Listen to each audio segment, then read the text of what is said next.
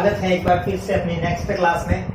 तो हमने कल शून्यक निकाले थे और आज हमारे इसी चैप्टर का एक्सरसाइज 3.1 का दूसरे सवाल का ये सवाल है जिसके शून्यक का योग और गुणनफल हमको दिया हुआ है और हमको निकालना है द्विघात बहुपद। अपन को निकालनी है द्विघात समीकरण निकालनी है और दिया हुआ है हमको शून्यक का योग और गुणनफल। कल हमने शून्यक का योग निकाला था कल और गुणनफल भी निकाला था, जैसे कि शून्यक का योग अल्फा प्लस बीटा और अल्फा बीटा का मान हमने निकाला था कल यहाँ से, और आज हमको यहाँ मान दिया हुआ है। तो हमको मान दिया हुआ है और हमको द्विघात बहुपद द्विघात समीकरण ज्ञात करनी है। तो कैसे ज्ञात करते हैं, तो दूसरे एक्सरसाइज 3.1 का द्विघात बहुपद ज्ञात करना और शून्यक का योग और गुणनफल दिया हुआ है। तो सबसे पहले दूसरे सवाल का ही पहला सवाल है, स्टार्ट करते हैं यहीं से हम आज से।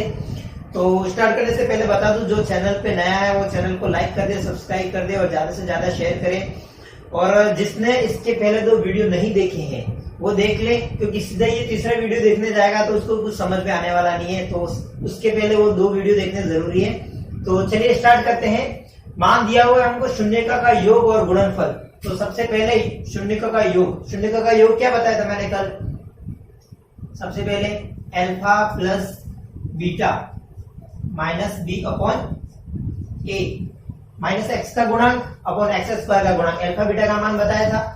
और दूसरा था गुणनफल अल्फा बीटा सी अपॉन ए, स्थिरांक अचर और एक्स स्क्वायर का गुणांक। हमको यहाँ दिया हुआ है अल्फा प्लस बीटा की वैल्यू दी है -3 और अल्फा बीटा की वैल्यू दी है 2 है। अब यहाँ नीचे कुछ नहीं है, -3 के नीचे तो क्या आएगा? नीचे 1, कुछ नहीं है तो 1, यहाँ पर भी कुछ नहीं है तो 1 आ गई सेम में वैल्यू बराबर। और यहाँ माइनस दिया हुआ है, वो ये सूत्र का माइनस है और पहले से माइनस अपना है तो यहाँ माइनस ये आ जाएगा। माइनस माइनस प्लस, प्लस का 3/1 और यहाँ से 2/1 है ही सही। तो यहाँ से अपनी वैल्यू क्या आ गई? ए की वैल्यू क्या आ गई? ए की वैल्यू आ गई 1, या नीचे दी हुई है ए की वैल्यू 1, सब जगह सेम ही 1। बी की वैल्यू आ गई 3 और सी की वैल्यू आ गई 2। यहां से आ गई वैल्यू आ गई। अब तीनों की वैल्यू आ गई। और द्विघात बहुपद का मानक रूप क्या होता है? मानक समीकरण मैंने बताया था कल आपको, A x square plus B x plus C is equal to 0। ये बताया था मैंने कल आपको द्विघात बहुपद में A x square plus B x plus C is equal to 0। अब यहाँ सब मान दिए हुए हैं, बस मान फिलअप करने इसमें।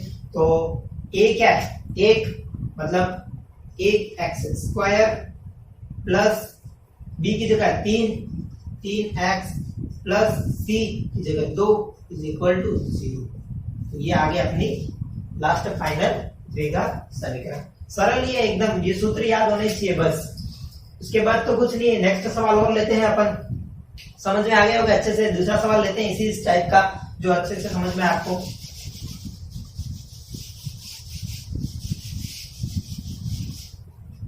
इसी का दूसरा सवाल है, योग तो दिया हुआ है 2 और गुणनफल दिया हुआ है 1/3। यही सवाल है, देख लीजिएगा अपने बुक में, देख लीजिएगा यही सवाल है। योग तो दिया हुआ है 2 और गुणनफल दिया हुआ है 1/3। तो यहां से सॉल्व करते हैं। सबसे पहले मानक समीकरण लिख देते हैं, A x square plus B x plus C is equal to 0। ये इस फॉर्म में अपन को इक्वेशन लानी है। इस फॉर्म में लाने के लिए सबसे पहले हम ए बी सी का मान चाहिए हुआ है और हमको मान दिया हुआ है अल्फा प्लस बीटा और अल्फा इंटू बीटा का मान। अल्फा प्लस बीटा का मान क्या है? अल्फा प्लस बीटा का मान -b अपॉन ए। तो -b अपॉन ए क्या दिया है? √2। नीचे कुछ नहीं है, 1, इसका मान ये दिया हुआ है। और दूसरा मान दिया हुआ है अल्फा बीटा, क्या दिया हुआ है? c अपॉन ए, क्या दिया हुआ है? 1/3 दिया हुआ है। यहां से आ गई b की वैल्यू आ गई -√2, माइनस है -√2। a की वैल्यू 1 आ गई, c की वैल्यू 1 आ गई और a की वैल्यू 3 आ गई। अब देखिए यहाँ a की वैल्यू 1 है और यहाँ a की वैल्यू 3 है। अब हम 3 को तो 1 बना नहीं सकते, तो 1 को 3 बनाने के लिए क्या करना पड़ेगा? इसमें 3 का गुणा करेंगे तो ही 3 होगा। तो इसमें सबसे पहले यहां से 3 का गुणा कर दीजिए। अब नीचे 3 का गुणा किया तो ऊपर भी 3 का गुणा करना पड़ेगा, तो यहाँ पर भी 3 का ये माइनस का माइनस 3 का गुणा। इक्वेशन पे कोई फर्क नहीं पड़ेगा, दोनों कट जाएंगे, अंडर रूट 2 अपन एक ही आ जाएगा, लेकिन मान सेम करने के लिए अपन को गुणा करना जरूरी है। तो यहाँ मान क्या आ गया, -3√2/3 और यहाँ आ गया 1/3। तो यहाँ से मान आ गया अपने अल्फा ए बी सी का मान। देखिए बी का मान क्या आया है -3√2 और यहाँ से ए का मान क्या आया है 3, दोनों जगह सेम है देख लीजिए, और सी का मान आया हुआ है 1। ये मान आ गए। अब इस फॉर्म में इस इक्वेशन को रख देना है, कुछ नहीं करना है, तो रख दीजिए। ए की वैल्यू क्या है 3 एक्स स्क्वायर का एक्स स्क्वायर माइनस का माइनस, बी की जगह 3√2 एक्स, सी की जगह ये वैल्यू प्लस एक है तो एक कुछ फर्क नहीं पड़ता, एक्स एक का एक इक्वल टू 0। ये आगे इक्वेशन समझ में आया होगा। यहाँ अल्फा इंटू बीटा और अल्फा प्लस बीटा का मान दिया हुआ है, यहाँ से हम माइनस बी अपॉन ए सूत्र जानते ही है, यहाँ से एबीसी की वैल्यू निकल जाएगी और ये एबीसी की वैल्यू द्विघात समीकरण में रखनी है, कुछ नहीं करना है। तो इसका नेक्स्ट सवाल एक और लेते हैं।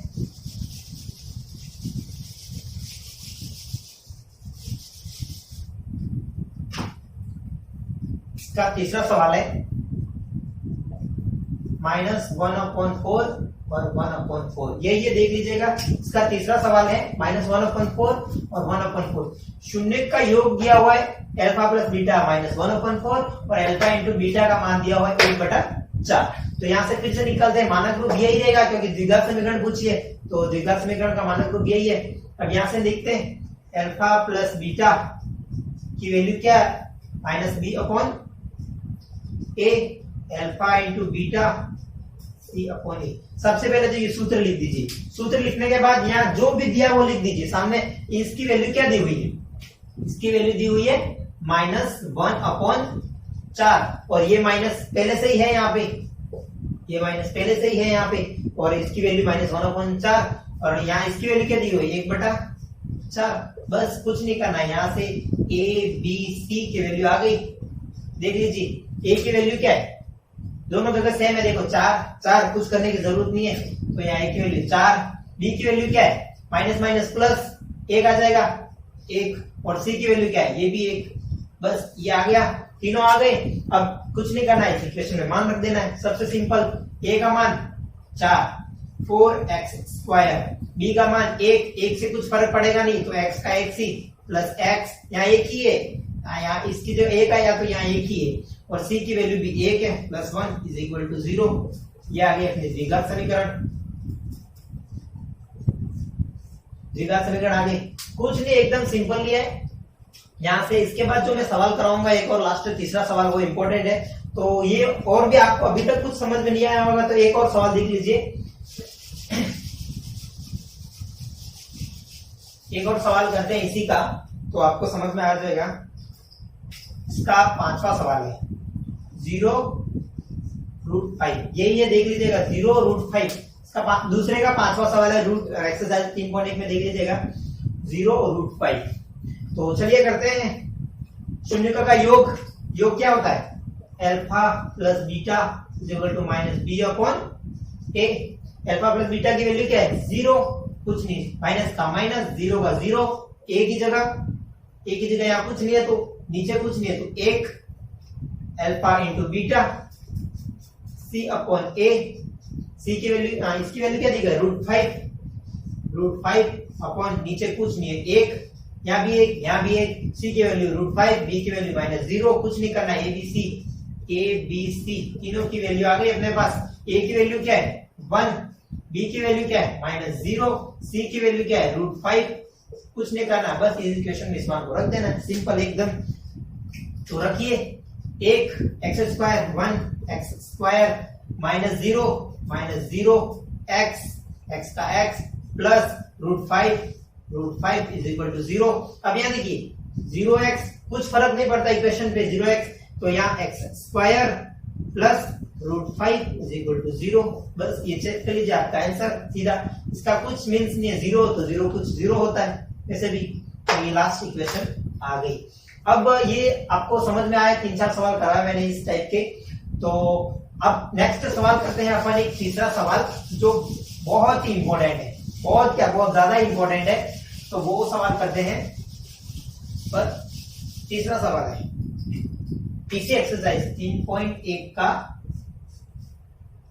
तीसरा सवाल क्या देख लीजिए। उसमें ज्ञात करना अपन को F of X is equal to, सवाल दिया हुआ है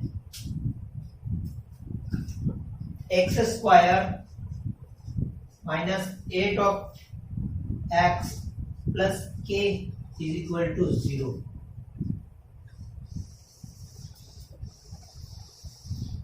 ध्यान दीजिए, क्वेश्चन पूछा है F of X is equal to X square minus 8x plus K. ये इक्वेशन दी हुई है, इसमें और भी दिया हुआ है इसके शून्य को के वर्गों का योग बराबर 40 है। तो यहां से k की वैल्यू फाइंड करनी है अपन को। देखो सवाल समझिए पहले, F of X is equal to X square minus 8x plus K is equal to 0, जिसके शून्यकों के वर्गों का योग इज इक्वल टू 40 है और k की वैल्यू फाइंड करनी है। तो सबसे पहले ध्यान दीजिएगा, शून्य के वर्गों का योग पूछा है। तो योग के लिए क्या अपन फाइंड करते हैं, योग के लिए क्या करते हैं अल्फा प्लस बीटा ही करते हैं। के वर्गों मतलब वर्ग का योग इज इक्वल टू 40, ये दिया हुआ है। बस कुछ नहीं करना, अपन को यहाँ से वैल्यू मिल गई, इसको समीकरण नंबर 1 डाल दीजिए। ये इंपॉर्टेंट सवाल है। अब तक मैंने जो सवाल करवाया उसमें सबसे ज्यादा कोई इंपॉर्टेंट नहीं था, लेकिन ये सवाल बहुत ज्यादा इंपॉर्टेंट है। यहाँ से थर्ड चैप्टर बहुपद से 4 नंबर का क्वेश्चन आता है, जिसमें ये भी इंपॉर्टेंट है। और जो मैंने द्विघात समीकरण के आपको शून्य को और उनके मध्य सत्यता की जांच के लिए बताया, वो भी, इन दोनों में से एक सवाल 101% आने वाला है। तो यहाँ से देख लीजिए, यहाँ से वैल्यू मिल गया alpha plus beta is equal to 40। अब के की वैल्यू फाइंड करनी है। तो सबसे पहले ध्यान दीजिए, अपने पास alpha plus beta minus B upon A ये होता है।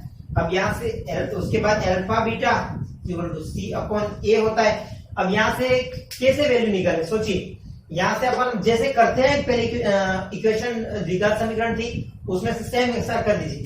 सबसे पहले क्या है, माइनस का माइनस बी का मतलब क्या होता है, एक्स का गुणांक। सूत्र में क्या था, एक्स का गुणांक क्या है, माइनस 8 ए क्या है, एक्स स्क्वायर का गुणांक, तो यहाँ पे 1। सेम ऐसा कैसा है, यहाँ सी क्या है, कांस्टेंट 1 के, यहाँ पर के आ गया अपॉन ए की जगह 1, ये आ गया। यहाँ से दो वैल्यू अपन को फिर से मिल गई, यहाँ आ गया ये माइनस प्लस 8 आ गया, समीकरण 2, और यहाँ से समीकरण 3। ये 3 समीकरण आ गई। अब यहाँ से सोचिए और आगे कैसे बढ़े और कैसे अपन के की वैल्यू फाइंड करें। क्या करना पड़ेगा कि के की वैल्यू यहाँ से मिल सकते हैं अपन को, के की वैल्यू देखिए कैसे, बताओ हमें। लिखिए, ये alpha square plus beta square is equal to 40। अब यहाँ से सोचिए कि यहाँ अल्फा बीटा की वैल्यू दी हुई अपन को के। अगर इस समीकरण में अल्फा बीटा आ जाए के, तो यहाँ से अपन को के की वैल्यू मिल जाएगी।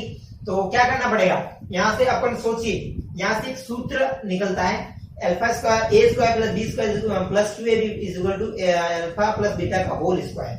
यहाँ से एक सूत्र बनता है। तो मैं क्या करता हूं, -2 alpha beta plus 2 alpha beta, ये 40 का 40 यहाँ पे। समीकरण पे कुछ फर्क नहीं पड़ा, देखिए यहाँ से समीकरण का कुछ फर्क नहीं पड़ा। Minus alpha beta plus 2 alpha beta यहाँ से कट जाएंगे, 0 हो जाएगा। Alpha plus beta is equal to 40। Same ऐसा कैसा यही है। यहाँ से ऐड किया है, क्यों ऐड किया है, क्योंकि यहाँ से एक सूत्र फाइंड होता है। देखिए यहाँ मैं एक सूत्र लिखता हूं, A square plus B, A plus B का whole square is equal to A square plus 2ab plus B square. ये सूत्र आप पढ़ते ही आएंगे, 9th में पढ़ा होगा ये सूत्र। तो a प्लस बी का whole square equal to a square plus 2ab plus b square. तो यहाँ अल्फा दिया हुआ है, alpha square plus 2 alpha beta plus beta square, alpha square plus 2 alpha beta equal to plus beta square. तो आ जाएगा alpha plus beta का whole square. तो यहाँ से वैल्यू आ गई अपने, ये सूत्र लिख दीजिए। यहाँ पे सूत्र क्या आएगा, ये वाला अल्फा प्लस बीटा का whole square plus 2 minus 2 alpha beta is equal to 40। क्योंकि प्लस वाला तो चला गया, माइनस वाला बचा, तो ये यहाँ पर ये चला गया, ये तीनों 1 2 और 3 ये बचा। यहाँ से ये सूत्र निकल गया अल्फा बीटा। अब अपने पास वैल्यू दी हुई है, देखिए यहाँ पर वैल्यू दी हुई है, सारी वैल्यू दी हुई है, सिर्फ अब इस इक्वेशन में वैल्यू रखनी है हमें। अल्फा प्लस बीटा का मान दिया हुआ है, क्या दिया हुआ है, अल्फा प्लस बीटा का मान क्या दिया हुआ है 8, और यहाँ स्क्वायर है तो क्या आएगा 8 का स्क्वायर माइनस का माइनस 2 का 2। अल्फा बीटा की वैल्यू दी हुई है क्या, k अपॉन 1, तो 1 का नीचे कुछ फर्क नहीं पड़ता, तो अल्फा बीटा की वैल्यू क्या दी हुई है k, यहाँ से k इक्वल टू 40। बस हो गया सॉल्व। इस इक्वेशन को सॉल्व कर दीजिए, k का मान आ जाएगा। अब सॉल्व कर दीजिए, यहाँ से 8 का स्क्वायर 8 इंटू 8 64 माइनस का माइनस 2k का 2k इज इक्वल टू 40।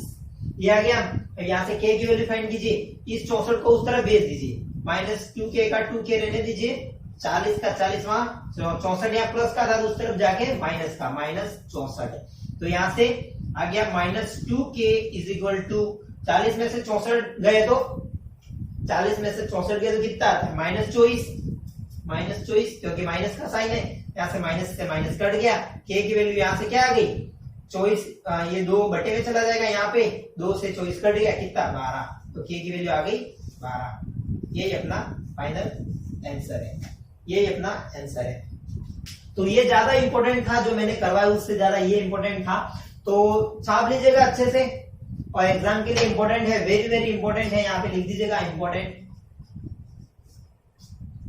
तो उम्मीद करता हूं आपको अच्छे से समझ में आया होगा।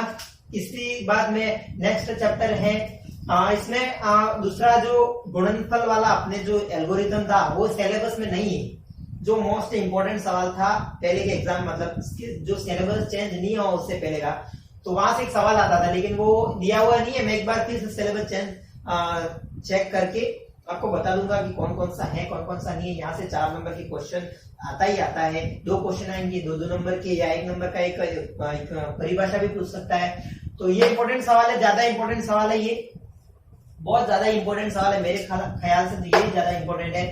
तो अच्छे समझ में आया होगा। तो चलिए नेक्स्ट क्लास में मिलते हैं। तो अभी के लिए बाय, और जो भी नया है चैनल पे लाइक कर दीजिए, सब्सक्राइब कर दीजिए, और 10 तक के बच्चों तक आप ज्यादा पहुंचाइए जो भी है। तो चलिए बाय, मिलते हैं।